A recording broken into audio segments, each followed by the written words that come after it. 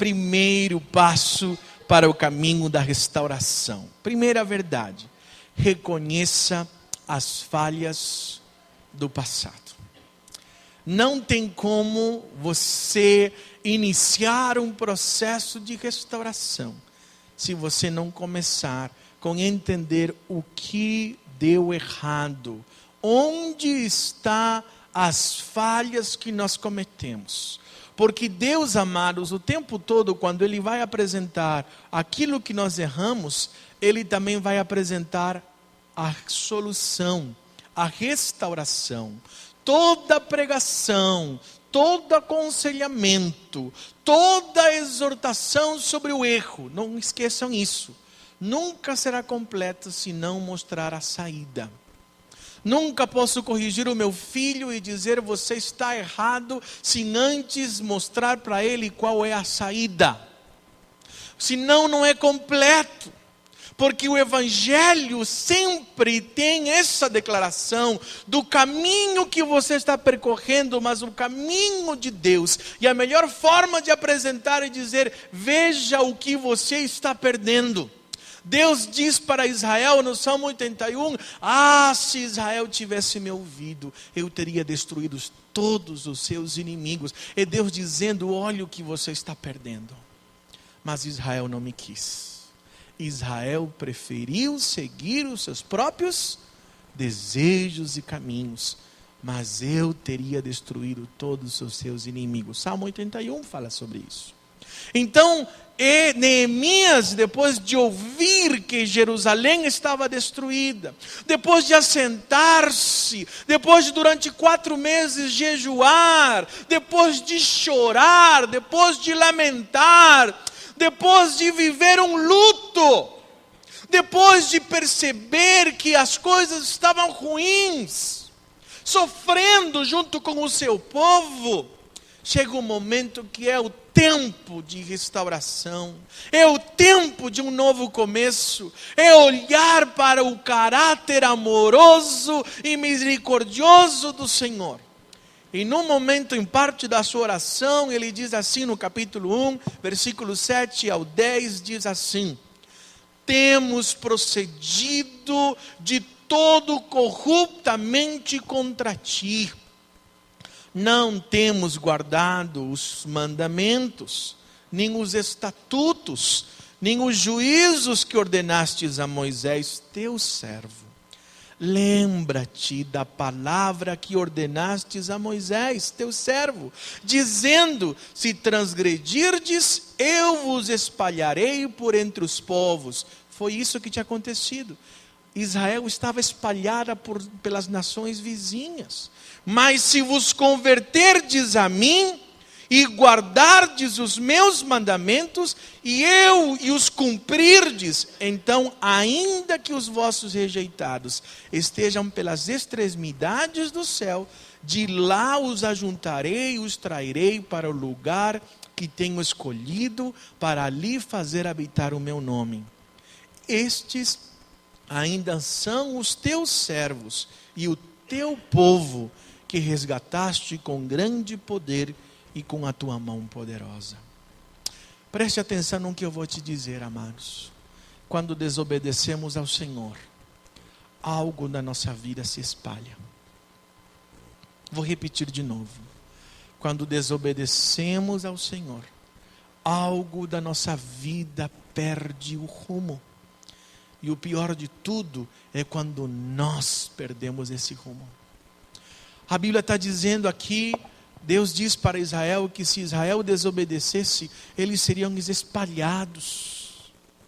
As coisas iriam pelas mãos, faltaria ordem, viveria fugindo, e esta é a consequência da desobediência. Por isso que Neemias, ele começa a restauração, olhando para trás. Por isso que nós dizemos, antes de render-se, você precisa reavaliar, reconstruir. É uma atitude contínua de dizer: Senhor, eu preciso concordar contigo.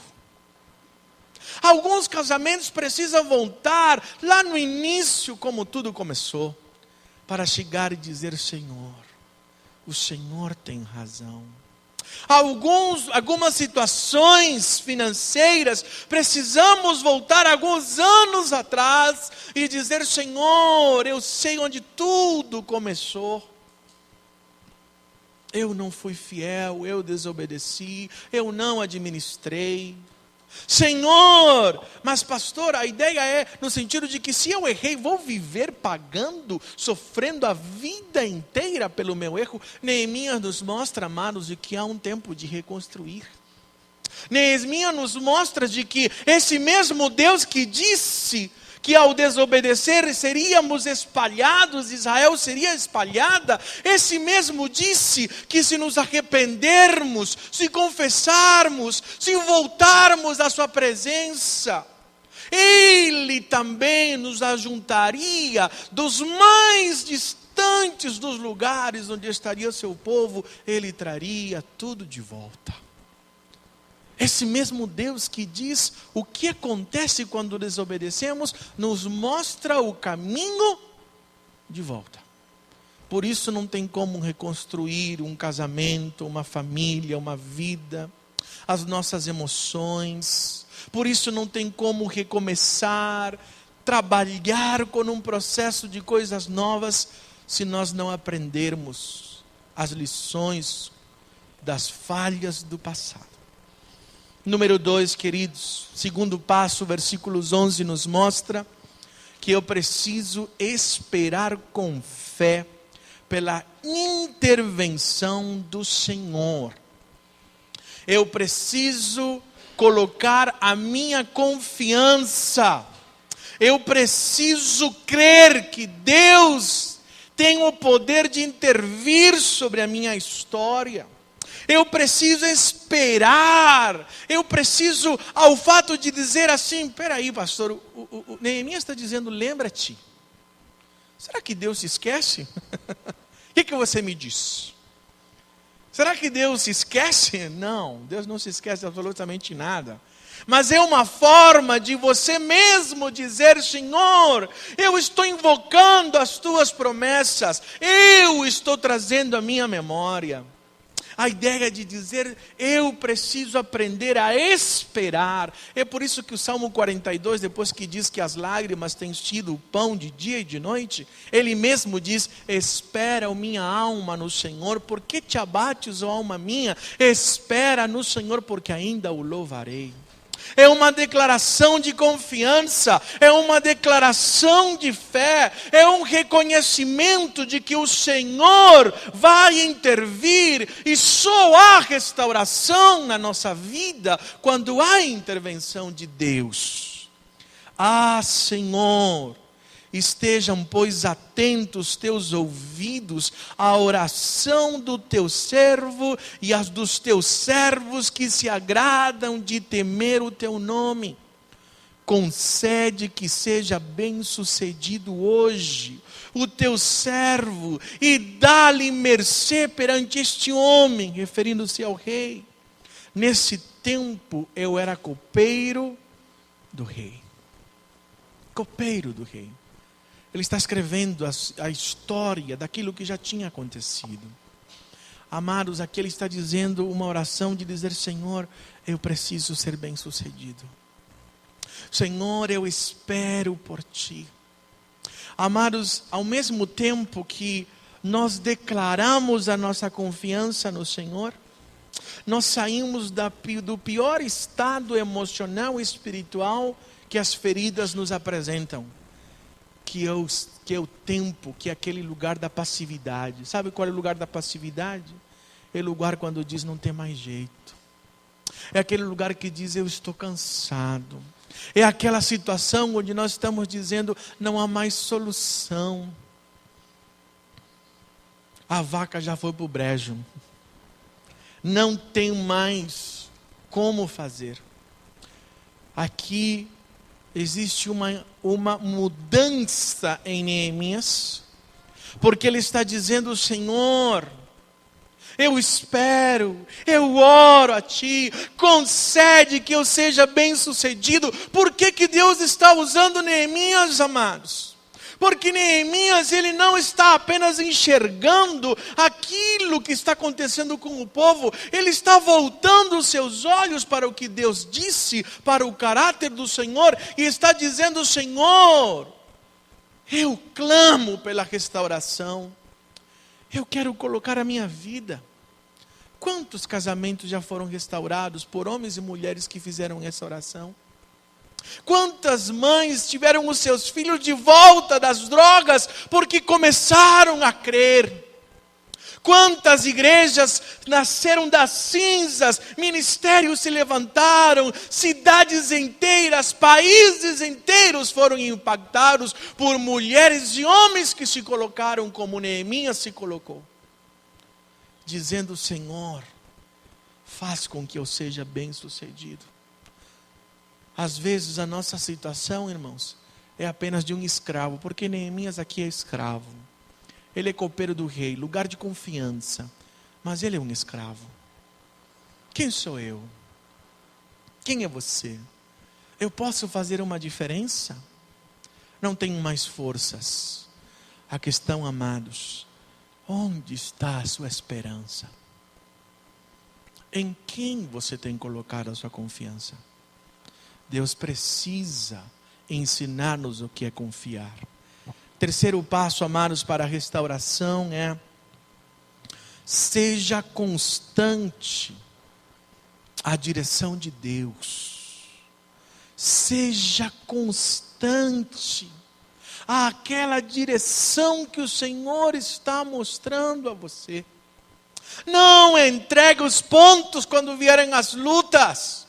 Quando aparecer dificuldades, não desista. Aquela voz que o Senhor disse a você, aquilo que o Senhor já falou, você precisa ouvir e obedecer.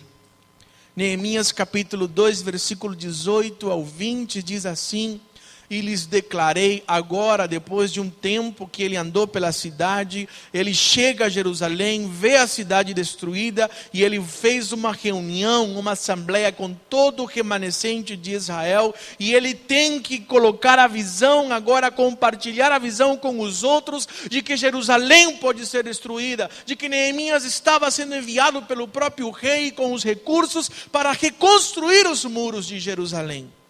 E lhes declarei como a boa mão do meu Deus estivera comigo, e também as palavras que o rei me falara. Então disseram: disponhamo-nos e edifiquemos, e fortaleceram as mãos para a boa obra. Sempre tem um porém, né, gente?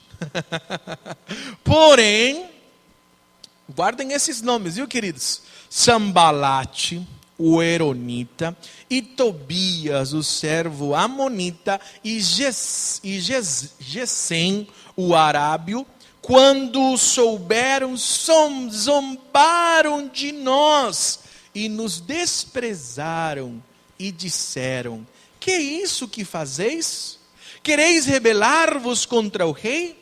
Então lhe respondi: o Deus dos céus é quem nos dará bom êxito. Nós, seus servos, nos disporemos e reedificaremos. Vós, todavia, não tendes parte, nem direito, nem memorial em Jerusalém. Amados, uma das coisas mais terríveis em que as lutas, as circunstâncias difíceis, as críticas, as zombarias, as acusações tentam atingir é a nossa confiança com o Senhor. Reparem que algo tinha sido tratado no coração de Neemias. Primeiro, porque ele não tem dificuldade de dizer: nós somos os servos do Senhor. Quando nós temos algo que não foi tratado e resolvido com Deus, irmãos, temos até dificuldade de dizer: eu pertenço ao Senhor. Porque a culpa muitas vezes não deixa. Mas aqui Neemias tem claro isso. E o povo aqui está sendo atingido naquilo que é mais doloroso na vida de um ser humano. É quando é atingida a sua estima.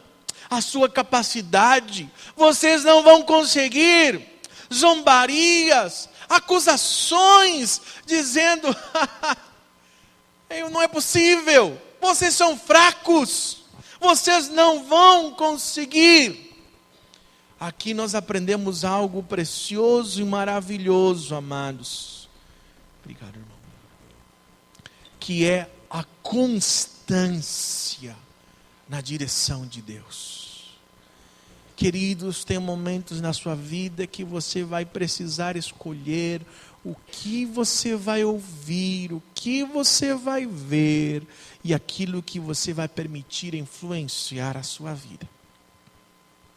Baseado naquilo que Deus está falando e naquilo que Deus está fazendo. Porque inevitavelmente, irmãos, quando percorremos o caminho da reconstrução, da restauração, você vai ouvir inúmeras coisas que querão desanimar você. Muitas coisas. Eu costumo dizer, quando pessoas estão lutando pela reconstrução da sua família, quando pessoas estão lutando para se libertar da mágoa, quando pessoas estão lutando por um casamento, eu costumo dizer, você está decidindo lutar por esse casamento? Então prepare-se, porque você vai ouvir um monte de coisas para desanimar você. Você está lutando para perdoar, prepare-se, porque vai vir um monte de coisa que você não quer ouvir sobre essa pessoa que você quer perdoar, só para contaminar você. Quando você está dizendo, eu quero ser usado por Deus, prepare-se, porque vem chumbo grosso. Mas eu não quero isso. Não tem como servir ao Senhor e não passar pela prova, amados. Porque mais importante do que o que você vai fazer, é você estar aprovado, é o seu caráter. Porque nada mais é desastroso do que uma grande obra de Deus sendo guiada por um caráter fraco. Contamina toda a obra de Deus. Por isso nós precisamos ser moldados. E há uma luta intensa. Por isso seja constante.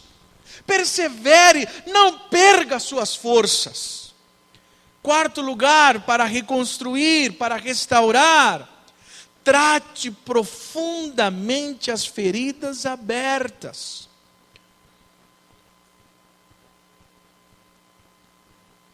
Trate profundamente as feridas abertas. Uma das coisas que mais me chamou a atenção quando li Jeremias, quero desafiar você, um livro fantástico para você ler. Uma das acusações que Deus faz aos profetas e aos sacerdotes, não lembro exatamente o versículo, mas diz assim: os meus sacerdotes e os meus profetas têm curado a ferida do meu povo superficialmente. Tem curado as feridas do meu povo superficialmente. Amados, preste atenção no que eu vou lhe dizer. Nós precisamos entender que cura e restauração é algo que leva tempo. Não é feito de um dia para o outro. Não é apenas um pedido de perdão. Não é apenas uma única conversa. Não é um sara-sara. Não se cura câncer com mentiolate. Lembra do mentiolate? Mentiolate para nossas mães antigamente curava tudo, né? O mentiolatinho passava. O band-aid para todas as nossas feridas. Para todas as situações da nossa vida. Aquilo que mais causa dor, aquilo que mais causa problemas na nossa vida, aquilo que mais destrói, aquilo que causa mais desastres, são as coisas mal resolvidas, maltratadas, mal construídas, que não foram curadas corretamente, porque se queria resolver rápido. Quando você quebra uma perna, os médicos vão dizer para você, os especialistas dizem, tenha cuidado, porque se não colar o seu osso direito, vai comprometer a sua vida, por toda a vida você vai ter esse problema. Lembro da minha avózinha, não consegue mais cozinhar, porque ela caiu Lá na Bolívia o médico não fez direito e a mão dela ficou assim, ela não consegue segurar com as mãos.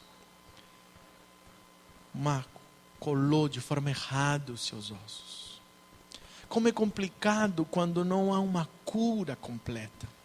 Olha o que o texto de Neemias vai dizer. Reparem, por favor, ali. Mas ouvindo Sambalate e Tobia novamente, os arábios, os amonitas e os asdonitas, que a reparação dos muros de Jerusalém ia avante e que já se começavam a fechar-lhes as brechas. Ficaram sobremodo irados, ajuntaram-se todos em comum acordo para vir atacar Jerusalém e suscitar confusão ali. Porém, nós oramos ao nosso Deus e como proteção pusemos guarda contra eles de dia e de noite. Quando as coisas começam a fechar, amados, quando as feridas querem começar a cicatrizar, o que vai acontecer? Mais luta. Porque fechar brechas é um símbolo de dizer as coisas estão começando a ser curadas, o muro já está levantando, eu já estou vendo paz, eu estou vendo frutos, a minha vida está tomando sentido. Mas às vezes quando as coisas começam a acrescentar e a tomar o caminho, nos distraímos, achamos que já está tudo bom, já está ótimo, porque já não sentimos mais dor. Mas a palavra vai dizer, a obra precisa ficar completa. As nossas feridas precisam ser curadas. Reparem que o tempo todo Neemias está dizendo, e oramos ao Senhor, e buscamos ao Senhor, e falamos com o Senhor, e clamamos, mas também há ações. Há ações de vigiar, de ficar atento, dia e noite. Não posso cochilar, não dá para adormecer.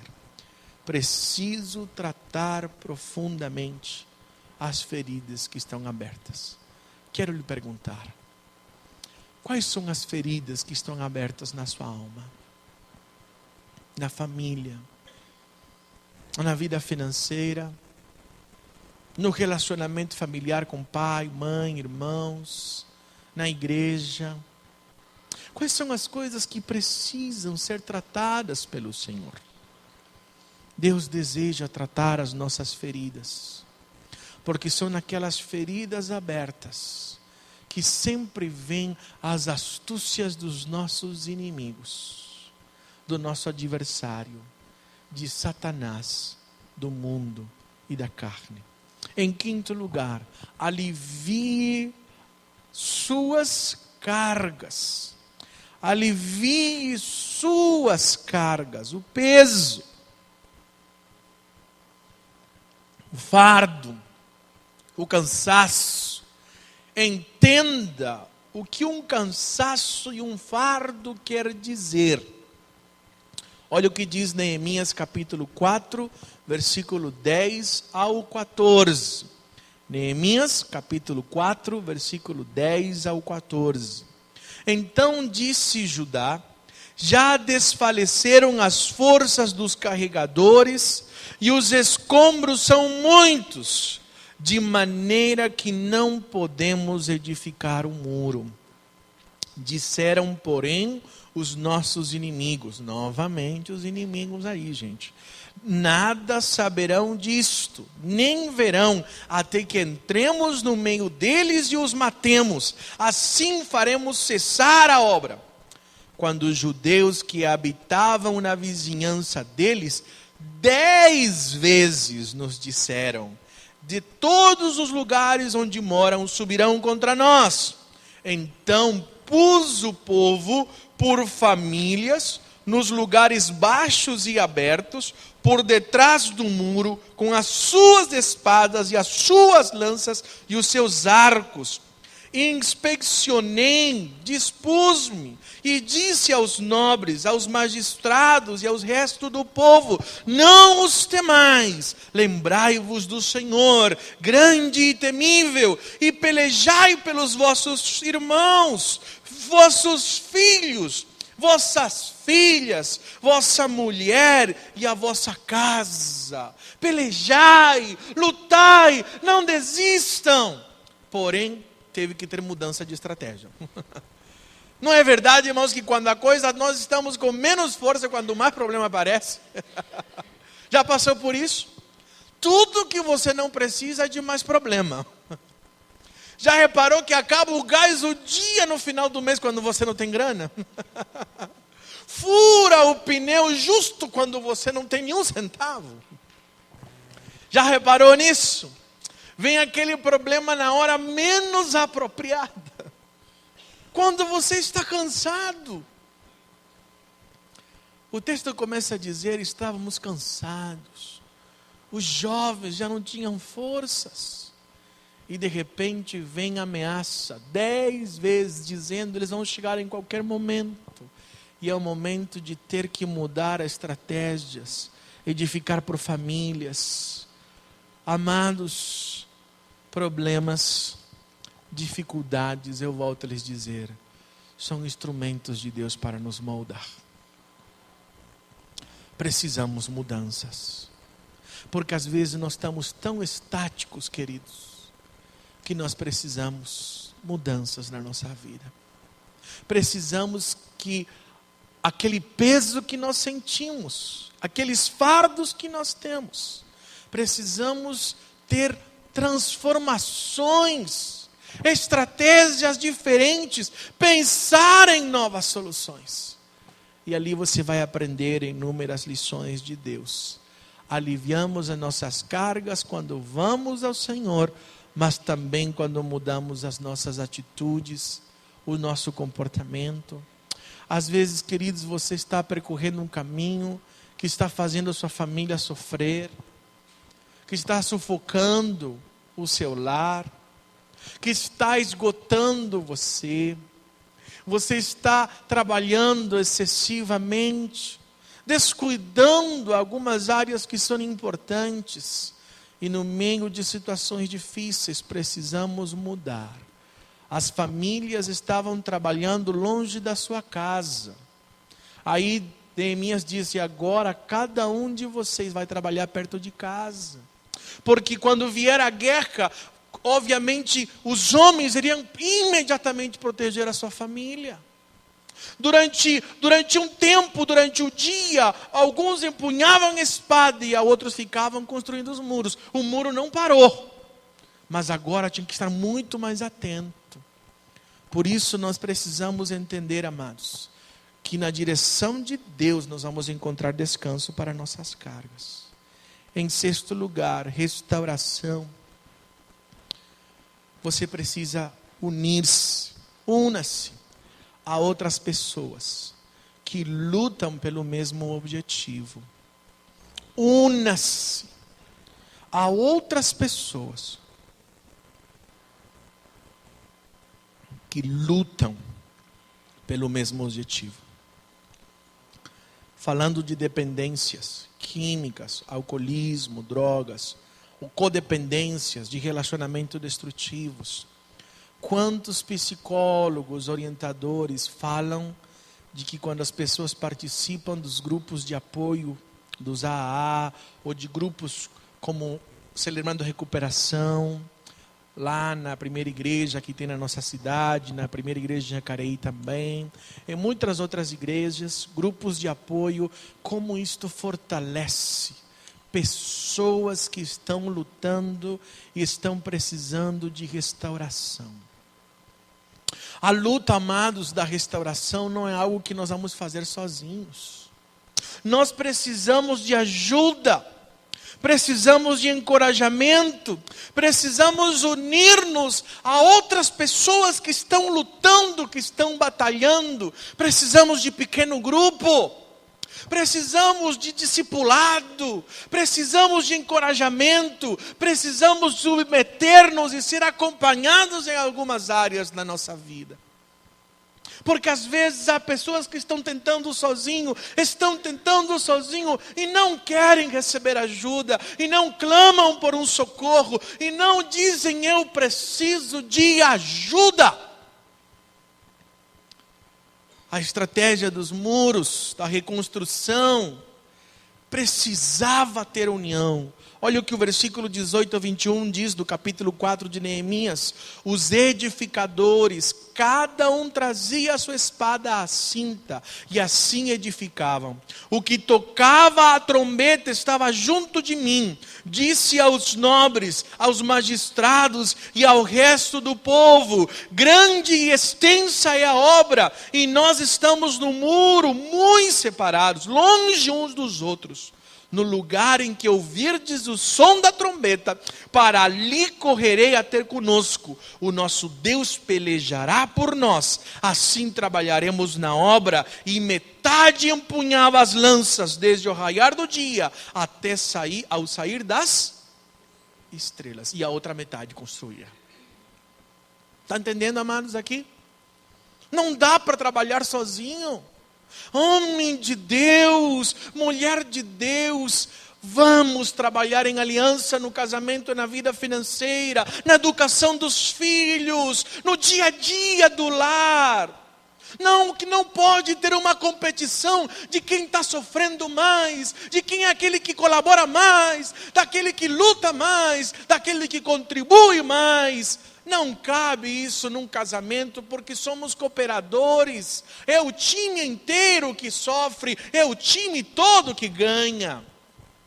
Somos um corpo na igreja, fazemos parte do mesmo corpo, temos diversas funções, mas devemos todos estar entendendo que há uma trombeta que toca e nos alerta dizendo: vem, luta ali, e todos temos que unir-nos.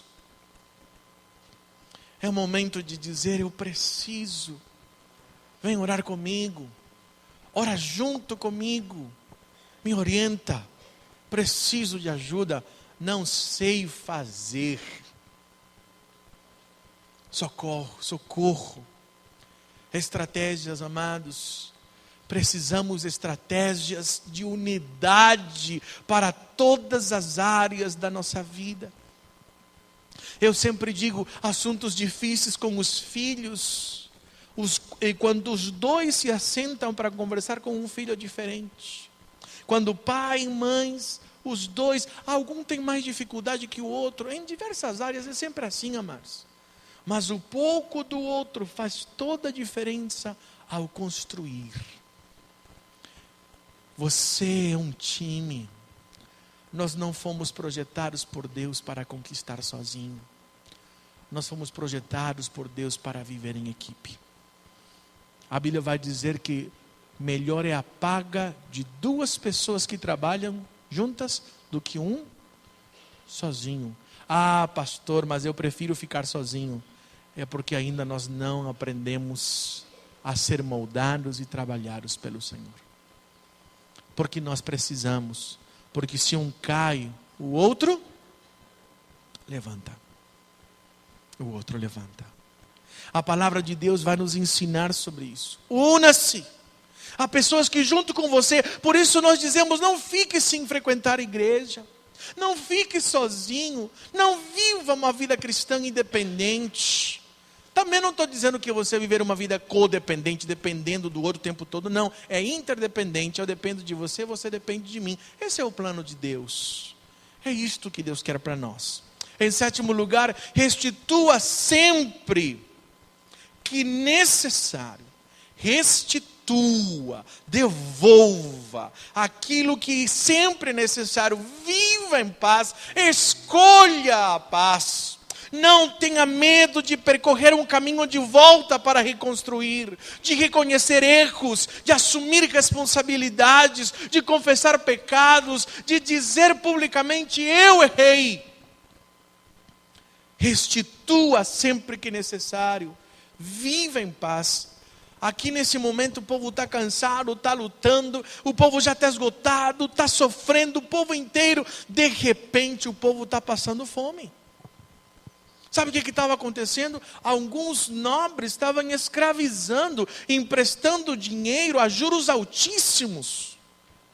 Este povo, os nobres do próprio Jerusalém, estavam escravizando o povo, tirando-lhes as casas, os campos, escravizando os filhos e as filhas para poder se sustentar. E as mulheres começaram a se queixar. Nada contra as mulheres, viu, gente? Mas o texto diz isso, lá no versículo 1. Né? As mulheres começaram a se queixar, a reclamar e a dizer: olha o que está acontecendo. Talvez porque os homens ficam assim: não, deixa assim mesmo. Né?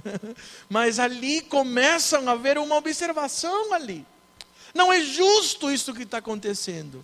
E Neemias, ele diz assim, o texto vai dizer no capítulo 5, começa isso, perdão. Ele diz que ele se irou profundamente. Ficou muito irado com o que estava acontecendo. E ele juntou os nobres e ele os confronta e diz assim: restitui-lhes hoje, vos peço, as suas terras, as suas vinhas, os seus olivais e as suas casas, como também o 100º do dinheiro, do trigo, do vinho e do azeite que exigiste deles. Então responderam: aqui é difícil eu falar, viu, gente? Restituir-lhe-emos e nada lhes pediremos. Faremos assim como dizes. Então chamei o sacerdote e os fiz jurar que fariam segundo prometeram. Também sacudi o meu regaço e disse: assim o faça Deus, sacuda de sua casa e do seu trabalho a todo homem que não cumprir esta promessa. Seja sacudido e despojado. E toda a congregação respondeu: amém. E louvaram o Senhor, e o povo fez segundo a sua promessa. Amados, restauração, há coisas que nós temos que restituir sempre. Há caminhos que nós temos que percorrer de volta. Há lugares em que nós temos que devolver. Há situações que nós precisamos resolver, tratar. Vamos continuar a partir daqui. Alguns momentos, irmãos, só podemos continuar se nós voltamos e restituímos, porque para algumas pessoas isto é fundamental. Quantas esposas tenho escutado que estão esperando há anos que seus esposos digam: você me perdoa por aquilo que eu fiz ou eu não fiz. Quantos filhos, irmãos, que nós aconselhamos, que estão esperando do seu pai ou da sua mãe ouvir palavras de dizendo: filho, me perdoa, filha, me perdoa. Quantos esposos estão ouvindo e esperando das suas esposas que haja mudança, que haja o tratamento, que recebam o perdão, que haja restituição, que possa recomeçar, que possa dizer: vamos numa nova vida, vamos desfrutar o que o Senhor tem para nós. Porque escravidão, irmãos, não combina com Jesus de nenhuma das espécies. Deus é totalmente contrário a qualquer tipo de escravidão. E não há coisa que escravize mais as pessoas do que a falta de perdão. Deus quer nos tratar. Às vezes, queridos, nós precisamos percorrer um caminho que é difícil e poder restituir com palavras, com ações, com confissão e dizer: vamos voltar. É um novo começo. E ali nós vamos ter paz em nosso coração. Em penúltimo lugar, atribua ao Senhor toda a glória pelas vitórias da conquista. Não diga: fui eu que fiz, eu obedeci, eu orei. Não, eu consegui. Olha o que diz Neemias capítulo 6, versículo 15 e 16. Acabou-se, pois, o muro aos 25 dias do mês de Elul, em 52 dias, recorde, gente. Uma obra que Deus fez de forma maravilhosa, 52 dias. Sucedeu que, ouvindo-o todos os nossos inimigos, temeram todos os gentios, nossos circunvizinhos, e decaíram muito no seu próprio conceito, porque reconheceram o quê? Leiam comigo. Reconheceram que por intervenção de nosso Deus é que fizemos esta obra. A intervenção do nosso Deus foi porque o Senhor fez esta obra de restauração. Foi Deus quem fez isso. O Senhor, a Ele seja toda a glória e toda a honra. Obedecer foi maravilhoso e Deus cumpriu a sua palavra.